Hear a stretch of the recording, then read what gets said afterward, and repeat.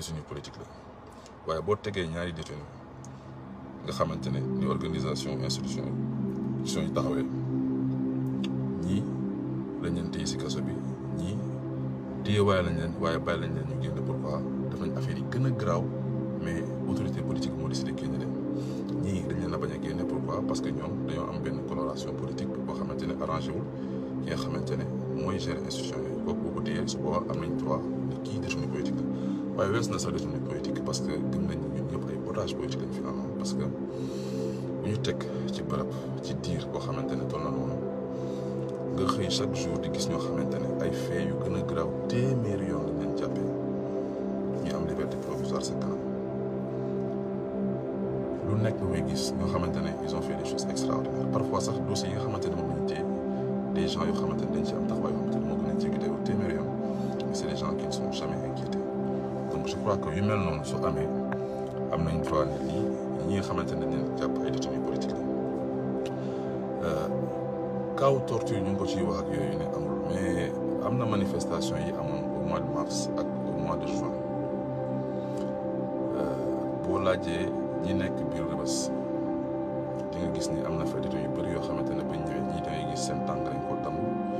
ñi seen bopp lañ koo toj ñi seen tànk ak seen loxo lañ koo damm ñi ay rupture ligament lañ am et cetera et cetera et cetera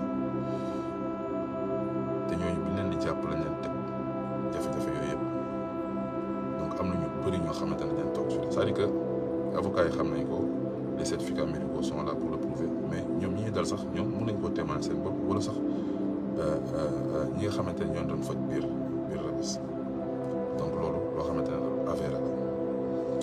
mais dama bëggoon wax ci fànn pour man moom ëpp doole mooy résilience su détenu politique yi gis nga ñuy jàpp ni ngeen leen di dégg biir Rebeuss amu ci kenn koo xamante ne tey boo demoon fëgg ko di nga ko fekk muy sarit amul xam nga ni dof mi ngi def benn émission di ci wax benn jeune boo xamante ne dafa nekk ci benn chambre bu doy waar muy chambre de neuf ñëw ñuy def gàmmu ñu toog ñëpp di wax ku nekk di wax moom mu jël kàddu pour wax ak ni dof di ko wax ne moom bu yëgee ni li si ñu ngi ci jàmm rek bu yëgee ni président Sonko mi ngi ci jàmm bu yëgee ni projet bi mi ngi ci kuuram ba léegi mi ngi dox ba léegi rek moom il est satisfait li mu bëggoon am na ko c'est-à-dire que nit ñi dañuy fàtte seen bopp taluñu sax seen bopp donc fépp fu ñu mën di nekk ñoom ñu ngi liggéeyal Pastef tey détenu politique yi ngeen di gis ni yëpp Rebeuss ñoom ñoo fa nekk di liggéey ñoom ñoo liggéey bu am solo ñoom ñoo nekk Rebeuss dafa liggéey bu am solo tey ñoom boo demee si par exemple lu ñuy wax plomberie Rebeuss nga xamante ne dafa yàgg am problème am na benn patriote bu ñuy wax Youssou boo xamante ne daanaka lu bëree bëri moo ko fay def non seulement dañ nekk say conditions yu difficile di ko dund di muñ mais dañuy continuer di liggéeyal sax waa kaso bi c'est-à-dire que am na suñu rakk yoo xamante ne tey boo demee fu ñuy wax censure mooy fi nga xamante ne dara bu dugg si Rebeuss muy yére muy lekk ak muy lu mu mun di nekk muy courrier et cetera foofu lañ koy càmbaree balaa mu dugg si détention bi ay patriotes ñoo fa nekk di fa liggéeyal Sénégal am na ñoo xamante ne ñu ngi liggéey ci plomberie ñi nekk ci maçon ñi nekk ci leneen ak leneen donc au-delà même sax de jafe-jafe yi ñu am seen njaboot nañ xam ne seen i doom ñu ngi foofu di liggéey di rendre service te li ñuy liggéey noonu ci li ma jot a xam man c'est pas rémunéré ils le font gratuitement ils le font par patriotisme ils le font pour leur pays. Je prends l'exemple du docteur Diallo nga xamante ne si mouvement des cadres la bokk nekk yëmbal nekk ku am taxawaay ci Pastef du yàgg dafay effort médecin la mais bu mu ñëwee gis équipe médicale Rebeuss bi ni mu mel ni mu composé wu ak li ñuy liggéeyee mu gis ni war na mën a jàpp ci liggéey bi quelques jours après rek mu dugg Rebeuss dafa ñëw engagé wu foofu di dimbali détenu yi ñun ñi am na ay affaire yu ñu fa daloon ay yenn feebar ak yooyu doon nañu jàppale moom ak ñi nga xamante ne ñoo fa nekk major yi nga xamante ne ñoom ñooy liggéey foofu donc c'est pour dire que détenu yi dañu am taxawaay yu am solo yoo xam ne dañu ko am ci biir métit bi nag bi fa am te sunu rakk yi di ko wax boobu ba léegi lu avéré la lu loo xamante ne sax dañ koy lam-lame c'est-à-dire que am na sunu rakk yoo xamante ne tey da ngay gis ñu ñëw ci yow ne la fa Fadilou dama bëgg nga ñaan ma pourquoi parce que sama soxna dafa ma ñaan baat parce que gis ngeen ni lii ki boo ko tëjee yàq liggéeyam bloqué ko ci ay activité am séparé ko famille am dafa am ay interférences yu bëri yoo xamante ne daf koy am day gis ku ñëw jabaram divorcé donc may wax fii ne am na sëy yu bëri yoo xamante ne tas nañ ko ci jàpp bi ñu jàpp nit ñi dugal leen kaso en masse am na doom yu bëri seen jàng yàqu na pourquoi parce que seen waajur bi leen doon fayal mootu leen fayal seen jàng am na soxna yu bëri yoo xamante ne avorté nañ pourquoi ndax état de stress permanent bi nga xamante ne fa la sunu soxna yi daan nekk am na ku ñëw sunu benn xarit bëgg ma tudd turam mais ñëw na dama Fadilou tey suma soxna dafa avorté ay seex nga loolu c'est extrêmement pénible pourquoi parce que stress bi xam sa jëkkër mi ci kaso bi mënoo koo muñ lu nekk nga dugg ci lu nekk nga def ko di stressé H24 te stress bokk na ci li gën a bon ci jigéen boo xamante ne dafa nekk en état waaye aussi am na ñu defoon ay prêt doon yaxantu ci liggéey banque yi mënatuñ leen a satisfaire seen ay échéance ñu topp ñi jël leen yóbbu dem seen famille saisir seen i bien waaye aussi am na ñoo xamante ne tout bonnement seen liggéey dañ koo ñaax parce que dafa brisé dafa yàqu parce que bu fa nekkul mënuñu koo doxal maçon bi doon yóbbu këram benn 5000 wala benn 10 000 pour dundal njabootam aussi boo ko tëjee xamal ni famille boobu appauvrir nga ko am ñoo xam ne dañoo toog seen papa wala seen yaay décédé génn àdduna wala seen sœur génn àdduna nga toog foofu mënoo dem fekkee sax enterrement bi rendre leen le minimum hommage bi nga xamante ne moom nga leen war a rendre waaye aussi am na yeneen façon méthode yoo xamante ne day aju kenn mënu la wax lépp mais lu nekk nit ñi dund nañ ko foofu ci biir Rebeuss am na ay feebar yoo xamante ne day am biir Rebeuss yenn maladie maa ngi nuyu équipe médicale bi fa nekk di góorgóorlu seeni effort yi nga xamante ne ñu ngi koy def parce que ñu ngi jéem a génn nit sax parfois dañ yóbbu ay Abass Ndao ñu faj ak yooyu ñu xool seen santé dafa leen ay bilan ak yooyu ñu ngi traité ay nit sur place ñu ngi def ay effort mais xam ngeen administration rawatina administration pénitentiaire ay moyens am jotewul noonu waaw te sax may fas ma dama tàmm di wax sunu lakk yi que ne notre combat c'est pas en direction de ces gardes pénitentiaires là pourquoi parce que amuñu ñoom problème ñoom liñ leen jox moyens yi leen jox ci la ñuy limité wu pour liggéey te sax buñ ñëw di indil leen 1000 détenus leen dugal leen ils sont obligés ci la 1000 détenus yu dugal leen donc foofu suy am ay astreinte suy am ay jafe-jafe c'est la hiérarchie moo koy def mais du garde yi directement moo tax les gens ont évité de leur mieux di bañ a am yenn type d'altercation ak ñenn ñi moo tax ñu leen di gërëm ñu leen di remercier ci taxawaay bi ñu am di leen wax ñu gën a góorgóorlu parce que ay bakkan ñoo nekk seen ay loxo di remercier directeur bi fi nekk ak directeur bi fi nekkoon parce que ñoom ñëpp on a géré des situations parce que bi ñuy def grève de la faim xale yi suñu jeunes yi dañuy nekk ay situations yu grave te dafa am ay astreinte ay contraintes yoo xamante ne moo am ci protocole bu am ci kaso c'est-à-dire que nit su grève de la faim da nga ko war a yóbbu cellule mais je crois que def nañ ko foofu mais yenn sanctions yi amu si pourquoi parce que échelle bi dafa yaatu te diplomatie kese moo mën a résoudre yenn affaires yi voilà donc ñun on a usé de ces voies là waxtaan ak autorités yi nekkoon en place ba xool ñuy gérer affaire yi au mieux man mi il est arrivé à un moment donné ay suma rakk yu bëri di ko def mais ma ñëw par ay plusieurs dizaines di leen bàyyiloo nit def aussi faisait la même chose Diop Taïf ak ñoom Hannibal Djim ak et cetera parce que ñëpp lépp lu ñu doon def on faisait de manière concertée dañuy xool ne lii war nañ ko am comme taxawaay mais jamais il a été question d'abandonner Ousmane Sonko dans ce dans quoi il était chaque fois boo xamante ne dafa ne dañuy grève de la faim ñun on l'a fait du début à la fin suñu rakk yi fragile ñu bàyyi leen ñu arrêté ñun ñu continuer ko du début à la fin pour gën a recentrer débat bi ci détenu politique yi interférence yi am noonu yëpp ak jafe-jafe yi technique ñëpp ñuy dàq seen liggéey seen soxna avorté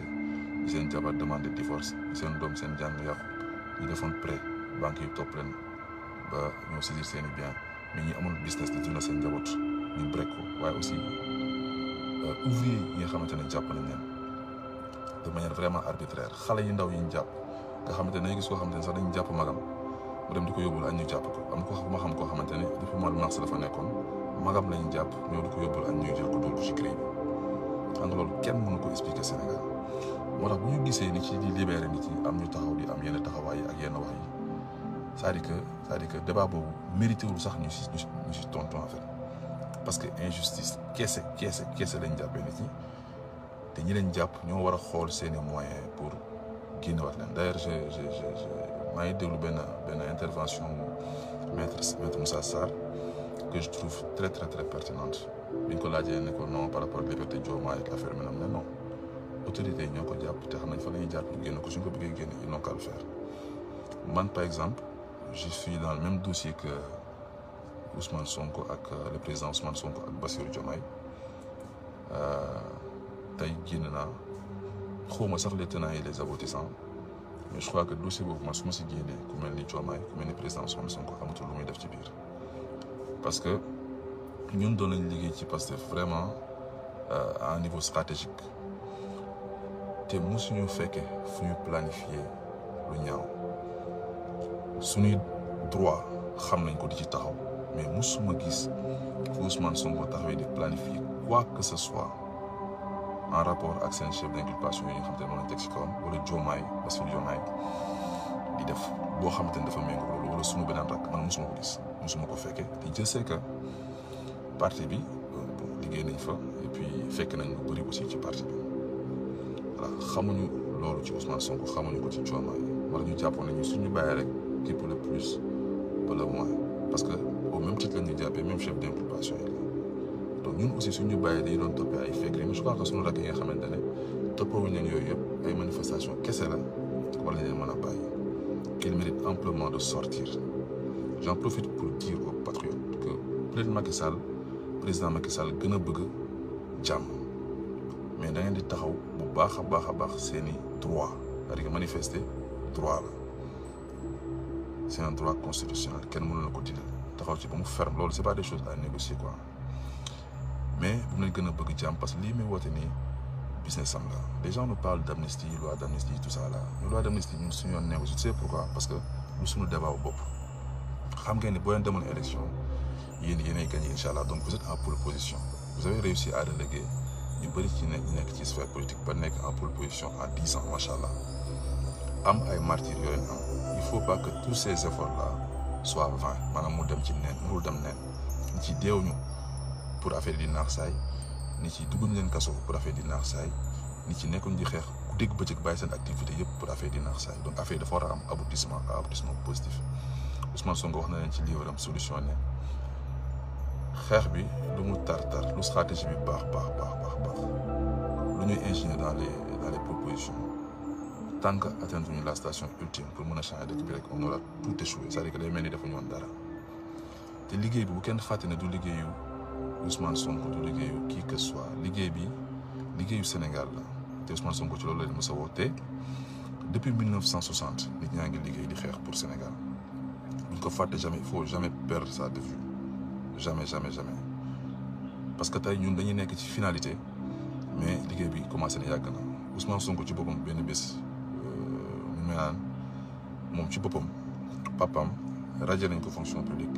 réintégré ko rajowaat ko amul ñaata fonctionnaire lañ fi radié fii ndax taxaw di bañ a exécuter ordre bu illégal ñaata nit ñoo taxaw ci administration bi bañ tax seen carrière ñu brisé ko ñaata bakkan lañ faat ci ay manifestation depuis 5 ans ñaata nit ndax seen engagement kese ñu bouleversé seen àdduna ñu piégé leen wala ñu def leen loo xamante ne voilà ñaata nit ñoo dee ñaata nit ñoo disparaître depuis 1960 donc li ñu nekk nii finalité la moo tax dañu war a liggéey ak benn précision bi am na stade booy toll ci liggéey ak ci xeex li ngay wax ne les erreurs se paient cash c'est-à-dire que amatuñu marge d'erreur boo xamante ne dafa bëri li ñu war a def mooy gën a incisif gën a xam lu ñuy def gën a def ay choix yu stratégique waaye gën a am consensus ak partage ak appropriation ci projet yi nga xamante ne leaderu parti bi ak coalition Diomaye bi nga xamante ne tey mooy cristalliser lépp moom lay teg donc il est important ñu am ci taxawaay boobu détenu politique moom li muy daj biir Rebeuss mun ñu ko lim tey ba mu jeex quoi dama ne waxoon rek naa ci wax tuuti pour joxe ci suma xalaat j'aurai le temps ñëw en profondeur parce que comme ni ma ko doon waxee sànq gis nga sax loolu boo jëlee rek volet feebar yi nga xamante ne moo am Rebeuss am na lu mel ni ay gaal yu am na benn feebar bu ñuy wax toxoro man foofu laa fa découvrir noonu lañ ko wéyee quoi toxoro la ñuy wax bi attaqué sa partie génitale yi ak yeneen ak yeneen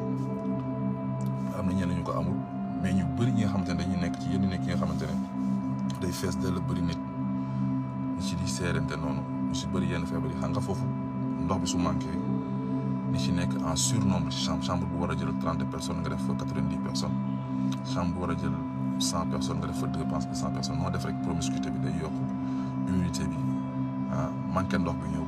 jafe-jafe yeneen yi ba si topp donc du coup ñi dañuy walante ay feebar parfois et bi di yombul quoi am na